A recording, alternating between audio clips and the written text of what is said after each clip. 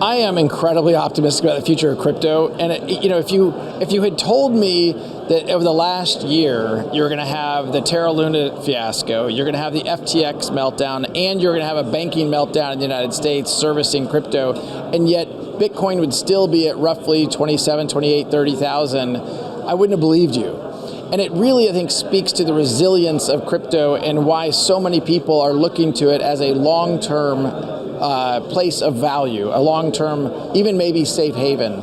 Now, I don't know that that plays out in 1 year or 2 years, but I do think if you look out over the long arc of time, these technologies are here to stay. They're serving a purpose. And the more we as a community and an industry focus on solving real problems, focus on the utility of crypto, I think the more we're going to see the industry thrive.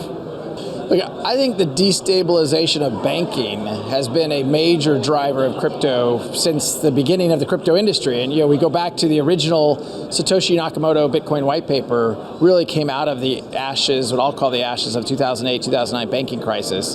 And I think we continue to see angst around banking be a driver of crypto interest and crypto adoption. And I don't think it's any different than what we've seen in the United States over the last few months, that despite these kind of what I'll call meltdowns of the second and third largest bank failures ever in U.S. history. Now, what does that mean long term for the dollar and the reserve currencies? I think it's too early to know those things. I think the only thing I guess I would say is we often overestimate the change that'll happen in 5 years, but I think we underestimate the change that happens in 10 years and 20 years. And you told me years ago when the internet was getting started that I could literally, click a button on my phone and have ice cream delivered in 20 minutes. I wouldn't have believed you.